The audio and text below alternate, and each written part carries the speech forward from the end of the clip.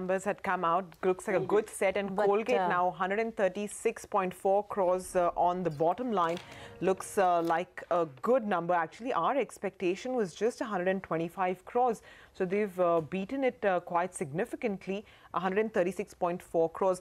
The key to watch over here will actually be the volumes, because over there the expectation is that there could be a fall in volume. So we'll have to watch by what it means. It could be, -6 to -8%. So we'll just wait by. I mean, those numbers will come with a lag, of course. The key numbers will come first. 1,110 crores is in line with what we were expecting. So that's just a minor fall in revenue, but it's not even worth talking about. 1,110, yes, Nisha. Yes, so the stock has really spiked up as the numbers have been reported. So revenues, as Sumera was saying, 2.8% down, 1,110 odd crore rupees. In fact, Mangalam will be joining us to take us through the key factors that have really led to the numbers. So volumes is one, price action and realizations would be something to be watched out for, and downside risk to realization is something from the Colgate management, and from those numbers also we have to analyze. So net profit, it is a definite beat, and in terms of revenues, it has come in at 1,118 odd crore rupees. So Mangalam can throw more light on what these numbers. Just few more details actually. Right. So the management does say that sales have been affected due to the GST transition that was expected. Gross margins have expanded by 50 basis points. EBITDA margins have expanded by 150 basis points to 20%. This I'm reading out from the press release. Right. Other than that, they do add that. All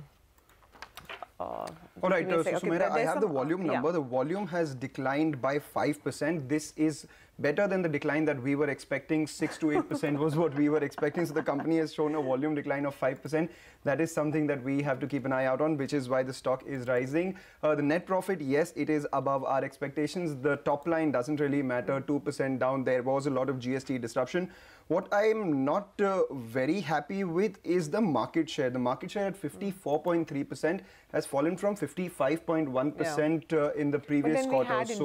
They had indications of that. But my only thing is that, when the industry is weak, the industry leader shouldn't be losing market share. That is one thing one has to keep an eye out on. But apart from that, the bottom line being above estimates and the volume declining 5% is something very good. They've also taken a cut in prices, GST impact, 8 to 9% across all the key categories of toothpaste and toothbrushes. So perhaps some recovery in market share. I don't know if the next quarter. Absolutely. So for Colgate, we have to keep an eye out on the next quarter more than this quarter, because for them, GST is the biggest benefit. They pay 28% taxes. That will come down to 18%, as against competitors, which are Dabur and Patanjali, which have lower tax benefits because of the excise benefits that they enjoy already. So going forward, they might see some sort of recovery in the market share and volume growth as of now. But for the first quarter, the volume decline of 5% is better than the decline that we were expecting. The stock in the FMCG space has been an underperformer, trades at around 31, 32 times 2 years forward earnings as well. So there is valuation support. And with this kind of numbers, beat on the bottom line is a positive. Market share that they have lost, which has now come down to what, 54% in their toothpaste market, am I correct? Right, that's right. That's what, a multi-quarter low? That's a multi-quarter low. In fact, the last time I remember they did around 54.1% was the third quarter of FY13. So that's okay. We'll have to go forward and see. Beyond this, the company has taken an 8 to 9% price cut. So going forward, will they be able to regain the market share or not? As of now, volume decline is something that is better than what we were expecting. And at the same time, we saw an upbeat on the bottom line as well, led by the margin improvement. So it's a fair quarter for Colgate, let's put it that way. And the stock hasn't run up so much, has underperformed the FMCG space, which is why it is seeing that sort of up move, up 5% as we speak. Yeah, so all told, I guess, this 4.5–5% up move that we're seeing in the stock, not entirely unwarranted. The only slight bip is that the market share has been lost a tad, which hopefully could be recovered in the next quarter or two, given that they have already taken price cuts. But other than that, the numbers so far look quite decent. Even the volume picture is just a tad better than what we were estimating. It's still down 5%, the volumes for them, but not as bad as we feared. Yes, and that has really spurred up the stock price, because I think they accounted for a worse quarter in terms of the volume picture. So that's not a bad reason actually for the stock to really perform. Thanks so much, Mangalam, for getting us all those details. But we'll slip into a break here on Business Lunch. We'll come back with more numbers and what's really expected in terms of big numbers today. Hi, welcome back. You're watching Business Lunch. VIB posted numbers also just a short while back. In fact, from the looks of it, it looked like quite a decent set. On the bottom line, they've shown a growth of about 30-odd%, which has come in at 41 crores. I'm just waiting by for the rest of the numbers to actually come through. I think there was some bit of an error in the flash that we had put out, but I think it's since been rectified. So, okay, I don't have the numbers with me. I'll get back to that. Nisha, you have Jyoti Labs numbers? Yeah, let's also look at the Jyoti Labs numbers which have just come in. In fact, those flashes should appear on our screens in a minute. In fact, we are opening those numbers. Yeah, consolidated net profit is down 46% at 24.3 crore rupees versus 45 crore rupees on a YOY basis. Take a look at that particular stock. Not much of a movement.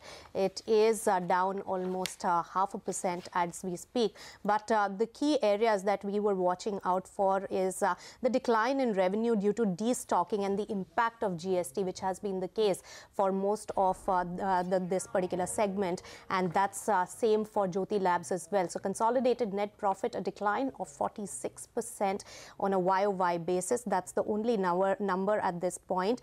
In terms of GST transition, how much of that is coming in on account of that, and the contraction in EBITDA margins, that is something to watch out for as well. So just waiting for more of this, those numbers really trickling in for Jyoti Labs at this point. The consolidated revenue figures, those are down almost 15% at 386 crore rupees on a YOY basis. So there is a consistent decline there, but looks like that the market was expecting these kind of numbers because the stock has really turned into the green because of these numbers. But EBITDA margin is one important figure to watch out for, and how much of this fall that we are seeing in terms of consolidated net profit of 46% is on account of transition to goods and services tax regime is something to be watched out for. So those are the important takeaways really coming in. And management expectation in terms of the GST channel disruption and the growth for FY18, which has been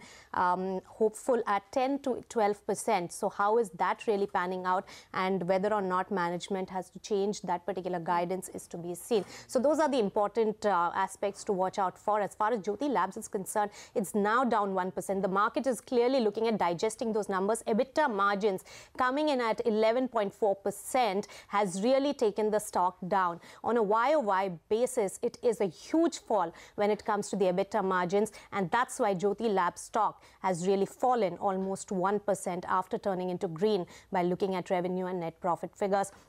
So a huge decline in terms of performance coming in from Jyoti Labs, and EBITDA consolidated figures are about 47% down, 42.1 crore rupees YOY basis. So on all parameters, much lower on a YOY basis, and it will be important to watch out for to see what the management really hints at for the rest of the year, or is it momentary because of the GST transition? That's an important takeaway to watch out for, and the action on the market front and those earnings will be taken forward in the next show, Mid Cap Radar. It's curtains down from Sumera and myself on Business Lunch. Thanks so much.